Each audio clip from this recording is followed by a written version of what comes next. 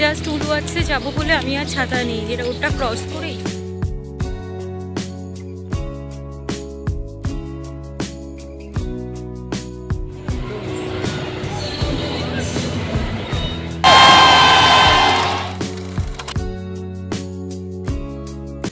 আজ শুক্রবার সকালবেলা আমাদের লাগেজ গোছানো হয়ে গেছে। একটাই ট্রলি হয়েছে, দুজনে নিয়ে নেব আর দুজনে পিঠে দুটো ব্যাগ থাকবে। এই কুমড়ো বীজগুলো আমি এখন শুকাচ্ছি, এগুলো দিয়ে চাল মগজ বানানো যায় কিভাবে দেখতে হবে। আর এই ধনেপাতা গাছটা দেখো, বেশ কয়েকটা ধনেপাতা গাছ কিন্তু উঠেওছে, নতুন পাতা কিন্তু এগুলো। আজ যেমন শুক্রবার, তোমাদের মনে হয় সোমবার দিন দেখিয়েছিলাম আর মঙ্গলবার দিন। সকাল সকাল একটু চা করে নিচ্ছি। আজকে না এই কার্টেনগুলো নামানো, এটাই আর কি ইনস্ট্রাকশন আছে আমাদের অ্যাপার্টমেন্টে। বাইরে কাজ হবে, তাই জন্য ওপর দিয়ে মানে জানলার পাশ দিয়ে ওঠা নামা করবে ভাড়া বেঁধে, তাই জন্য এটা নামিয়ে রাখতে হবে। একটুখানি পোলাও বানাবো, তার জন্য আমি চালটাকে, গোবিন্দভোগ চালটাকে আগে ধুয়ে ভিজিয়ে রাখার পর সেটাতে নুন, হলুদ, ঘি, চিনি সমস্ত কিছু মিশিয়ে রেখে দিয়েছি। আর একটুখানি আলুর দম বানাবো। আজকে তো খেলা দেখতে যাওয়া আছে, India versus Australia T20 match আছে এমসিজিতে। যাবো আজকে বিকেলবেলাতে, মানে ওই সন্ধ্যেবেলা থেকে। এখানে টাইমিং 7:30 থেকে শুরু হবে, মোটামুটি 5:30 6টায় চলে যাব। আগে যারা সব প্র্যাকটিস করে সমস্ত কিছু দেখবার জন্য, তো তাই জন্য একটুখানি আজকে যেহেতু ভেজ আমাদের, তাই একটুখানি পোলাও আর আলুর দম বানিয়ে নেব। আলুদমটা একদম নর্মালভাবে করছি, মানে আলুটা আমি আগে সেদ্ধ করে নিয়েছি আর এখানে মশলা করে নিয়ে তারপর ওই সেদ্ধ করা আলুটা দিয়ে নাড়িয়ে নিয়ে উপর থেকে ভাজা মশলা দিয়ে নামিয়ে নেব।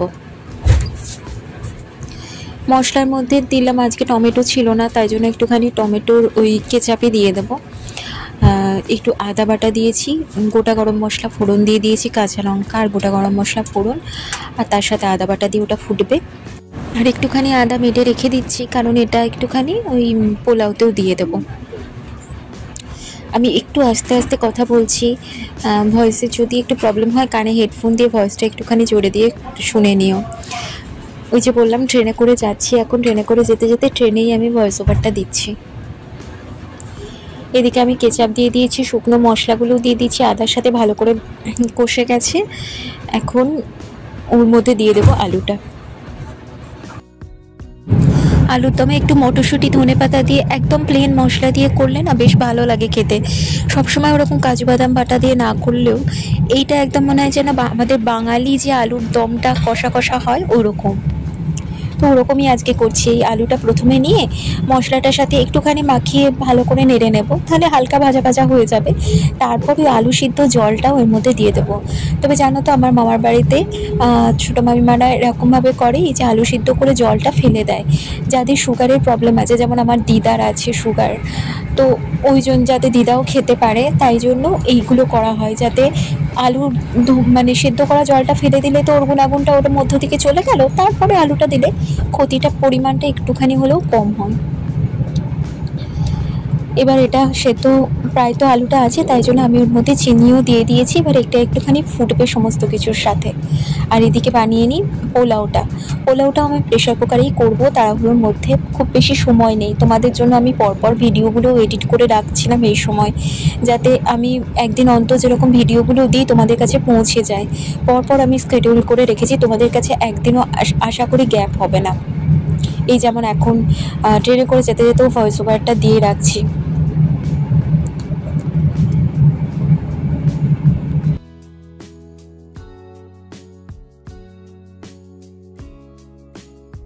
চালটা আমি ঘি দিয়ে মাখিয়ে রেখেছিলাম বলে এখন ফোড়নের মধ্যে ওই প্রেশার কুকারের মধ্যে সাদা তেলই দিয়েছি।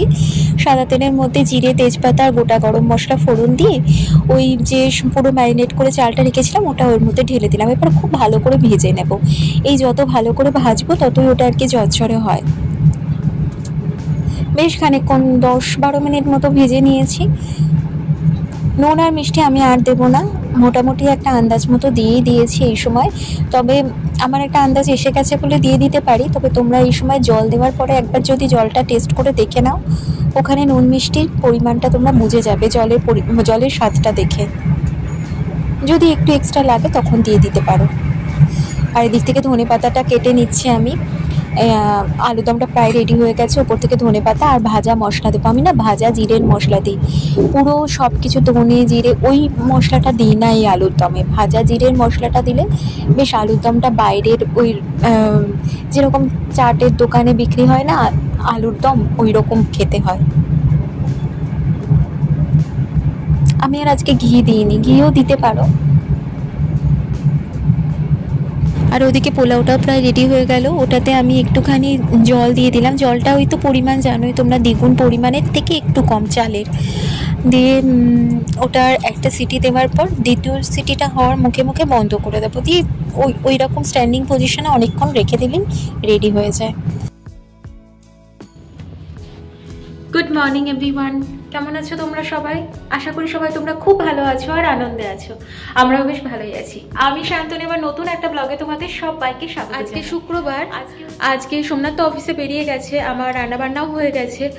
আজকে পোলাও আর আলুর দম এই কারণেই করেছি, আজকে ভেজ যেহেতু বাইরে আর খাবো না, আর কালকেই বেড়াতে যাচ্ছি। কালকে সকালবেলাতে আমাদের ট্রেন একদম সাউদার্ন ক্রস থেকে, তো আজকে আর বাইরের খেলে ঠিকঠাকভাবে যদি হজম টজম না হয়। আজকে তো আমাদের খেলা দেখতে যাওয়া আছে, বিকেলবেলা 4টের মধ্যে বেরিয়ে পড়বো। সোমনাথ অফিস থেকে আসবে, আমি সব কিছু রেডি করেই রাখবো, জাস্ট বেরিয়ে পড়বো। আমি ব্রেকফাস্ট করে এখন ভিডিওগুলো আপলোডে দিয়ে দিলাম। মোটামুটি আজকে শুক্রবারেও ভিডিও যাবে, রবিবারেও যাতে ভিডিও যায় তাই জন্য আমি আপলোড করে দিলাম। আর মঙ্গলবারেরটাও দেখি আজকের ভিডিওটা যাতে চলে যেতে পারে, সেটাও আর কি এডিট করে রাখার চেষ্টা করবো দুপুরবেলাতে বসে। তো এইসব এখন যাব উলুয়ার্সে, কালকে ট্রেনে করে যাওয়ার আছে। কিছু বিস্কিটে প্যাকেট ট্যাকেট এগুলো একটু নিয়ে আসবো, তাই জন্য এখন টুক করে যাব। বাইরে একটু বৃষ্টিও পড়ছে, আজকে আবার খেলা আছে, বৃষ্টিটা না পড়লেই পারতো। জাস্ট উলুয়ার্সে যাব বলে আমি আর ছাতা নেই, যেটা ওটা ক্রস করেই, তাই এই হুডিটাওয়ালা পরে নিয়েছি। জাস্ট রোড ক্রস করেই আমি মলে ঢুকে যাব, ওখানে আর ছাতা লাগবে না।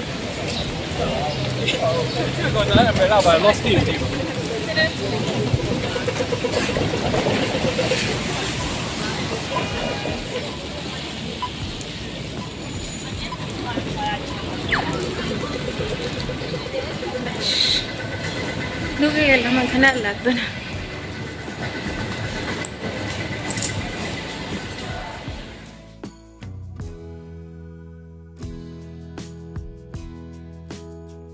অনেক ধরনের বিস্কুটই আছে, তবে ছোট ছোট বিস্কুট খুব বেশি নেই। অরিও বিস্কুটগুলো ছোট ছোট রয়েছে, কিন্তু আমার অরিও বিস্কুট খেতে খুব একটা ভালো লাগে না, খুব বেশি মিষ্টি লাগে। ক্রিমটাও মিষ্টি, বাইরের কোটিংটাও মিষ্টি, তাই এই কুকিজটা নিয়ে নিয়েছি। অনেকটাই রয়েছে, মাত্র $3 দাম।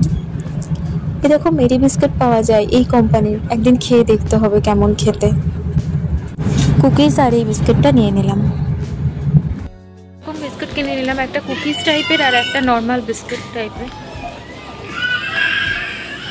চলে যাচ্ছি।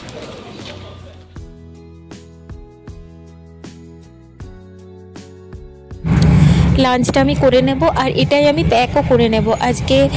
ওই যে বললাম ডিনারের এটাই নিয়ে যাব, আলুর দম আর পোলাও টিফিনে।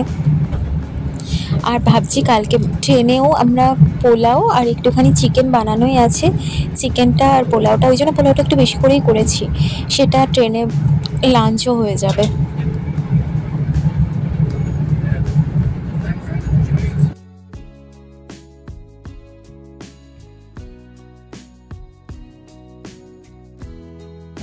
নিজের খাবারও আমি খুব সুন্দর করে গুছিয়ে খেতে পছন্দ করি, মানে আমাকে ছোটোবেলা থেকে মা খুব সুন্দর করে গুছিয়ে খেতে দিত, তাই আমি এখনও নিজের খাবারটা গুছিয়ে নিয়ে খাই। তাই জন্য অন্য কেউ আসলে আমি গুছিয়ে সার্ভ করতে পছন্দ করি। এখন এই ছোটো ব্যাগটা গুছিয়ে নেব। এই যে কানের দুলের একটা ছোট্ট বক্স নিয়ে নিচ্ছি, কতগুলো পরবো জানি না, একটাই পরে হয়তো ঘুরে বেড়াবো, তাও নিয়ে নিলাম। এই ফাউন্ডেশনটা আগের দিন কিনেছিলাম ভালো, আর এই ছোট্ট পারফিউমটা নিচ্ছি, তাহলে ছোটো ওই ব্যাগের মধ্যে আটকে যাবে। ক্লিপের প্যাকেট আর সেফটি পিন এগুলো খুব দরকার লাগে, এগুলো নিয়ে নিচ্ছি। ওই ক্লিপটা কতবার ইউজ করব জানি না কিছুই। টুইজারটা রাখলাম, কারণ আইব্রোজটা আমার খুবই বাজে অবস্থা, এখনও করা হয়নি ঠিক করে, একটু একটু করে নিলে সুবিধা হবে। আর এই দুটো পেন্ডেন্ট নিয়ে নিলাম, পরলে পরবো। কম্প্যাক্ট নিলাম, আর এই সবগুলো লিপ লাইনার রেখে দেবো। লিপ লাইনারটা দিতে আমার ভালো লাগে লিপস্টিকের থেকেও, কিন্তু কতগুলো ইউজ করবো আমি কিচ্ছু জানি না। এই লিপস্টিকটাই বেশি ইউজ করি, একটা নিয়ে নিলাম। কাজলটা তো করবো ইউজ। এই লিপস্টিকগুলো নেব কি নেব না ভাবছিলাম, বড্ড বেশি সব জিনিসপত্র নিয়ে নিচ্ছি, তারপরে দেখা যাবে একটাই জিনিস নিয়ে ঘুরে বেড়াচ্ছে, তাই এই দুটোকে বাদ দিয়ে দিলাম। লিপ বামটা থাকুক, নেল কাটার থাকুক, কারণ আমার রাস্তা দিয়ে হাঁটতে হাঁটতে অনেক সময় পায়ের নখের খুব প্রবলেম হয়, কেটে যায়, তখন নেল কাটার না থাকলে ভীষণ অসুবিধায় পড়ি। মাস্কারাটা তো খুবই দরকার। একটা ব্রেসলেটও নিয়ে নিয়েছি, অনেক কিছু গুছিয়ে গাছিয়ে নিয়ে যাচ্ছি। কতগুলো কি ইউজ করব আমি কিচ্ছু জানি না। চুলের ক্লিপগুলো হয়তো ইউজ করতে হবে। একটা মাস্কও নিয়ে নিলাম, ওখানে প্রচুর রোদ্দুর থাকে, একটু দিলে ভালো লাগবে। এই ব্যাগের মধ্যে আমার সাজগোজের জিনিসপত্রগুলো গুছানো হয়ে গেল। রেডি হয়ে গেছি, এখন 5টা বাজে। 5:30 নাগাদ এমসিজি গেট খুলবে, তাই জন্য আমাদের এখান থেকে তো যেতে মোটামুটি আধ ঘন্টা 40 মিনিট লাগবেই। তো এখন বেরোচ্ছি। সোমনাথ অফিস থেকে চলে এসেছে আর আমরা ডিনারটাও প্যাক করে নিয়েছি। চলো, আমরা দুজনে ব্লু পরেছি, আমি হালকা ব্লু পরেছি আর ও ডিপ ব্লু পরেছে।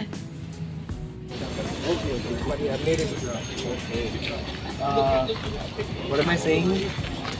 What you go to India a lot?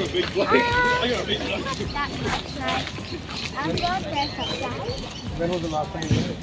ফ্লিন্ডার Street থেকে নেমে হেঁটে যাচ্ছি। যে রাস্তাটা ধরে আগে হাঁটতাম তোমাদের দেখাতাম, সেই রাস্তা ধরে সোজা গেলে এমসিজি। এই যে এই রাস্তাটা ধরে হেঁটে যেতাম, এটা ধরে সোজা গেলেই এমসিজি। আগে তোমাদের বলেছিলাম। হ্যাঁ, এটা পুরো লন টেনিস কোর্ট আর নিচ দিয়ে ট্রাম চলে যাচ্ছে।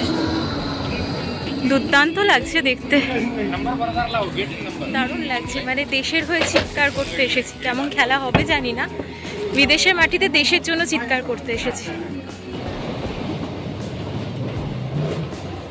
পৌঁছে গেছি, এই হচ্ছে এমসিজি। আর সামনে ওখানে অনেকজন রয়েছে, কোনো প্লেয়াররা হয়তো খেলছে, দেখো। চলো ওদিকটা দেখো করতে।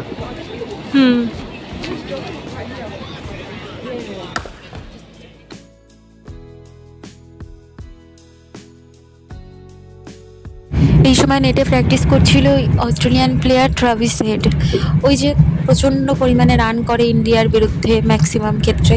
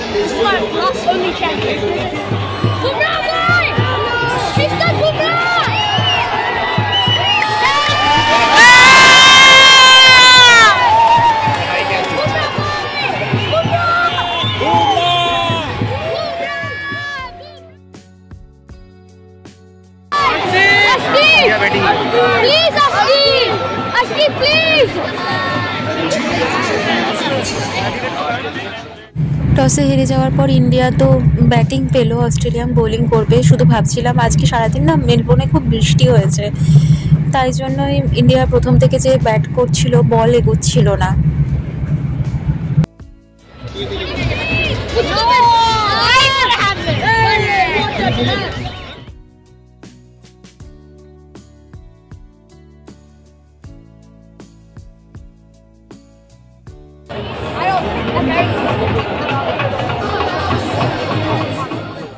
বিকেলের দিকেও বৃষ্টির ফোকাস ছিল, যাই হোক বৃষ্টিটা হয়নি, তাই পুরো খেলাটা হতে পড়েছে। কিন্তু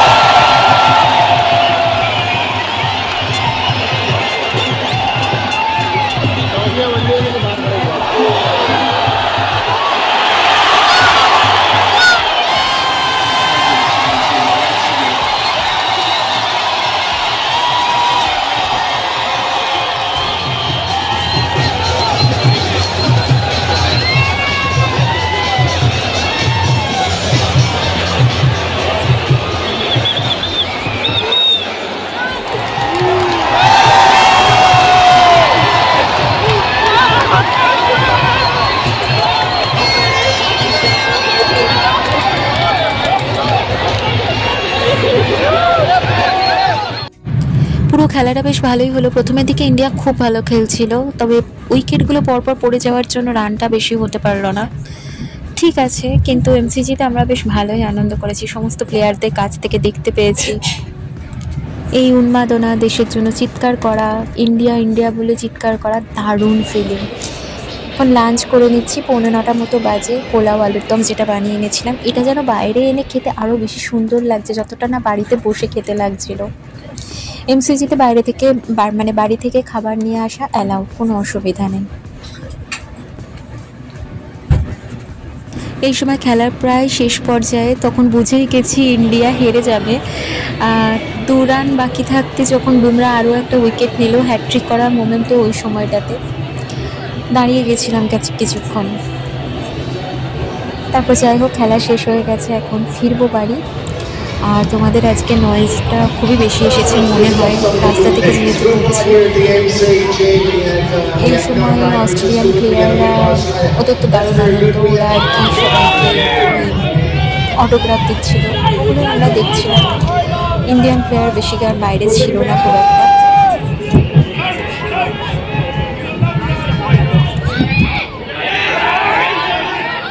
এবার আমরা বেরোবো, এক্সিটের কাছেই চলে এসেছি। এখানটাতে দেখলাম সমস্ত ইন্টারন্যাশনাল ক্রিকেট প্লেয়ার আর ন্যাশনাল ক্রিকেট প্লেয়ারদের নাম এই বোর্ডে লেখা রয়েছে। প্রথমটাতে তো এখানটাতে তো অস্ট্রেলিয়ান প্লেয়ারদের লেখা, আর পরেরটাতে যাচ্ছি দেখবে ইন্ডিয়ান ক্রিকেটারদের নামও লেখা রয়েছে, যেখানটাতে ইন্টারন্যাশনাল ক্রিকেট প্লেয়ারদের নাম লেখা রয়েছে। রাহুল দ্রাবিড়, সচিন তেন্ডুলকার, কপিল দেব, সুনীল গাভাস্কার, VVS লক্ষ্মণ, বীরেন্দ্র সেহবাগ, সবার নাম ছিল। সচিন তেন্ডুলকার বললাম কিনা জানি না, যাই হোক সবার নাম ছিল। এমসিজি ভেতরটা দেখতে তোমার খুব ভালো লাগবে যদি তুমি ক্রিকেট প্রেমী হও। এমসিজির মধ্যে আসলেই একটা অদ্ভুত একটা ফিল আসে।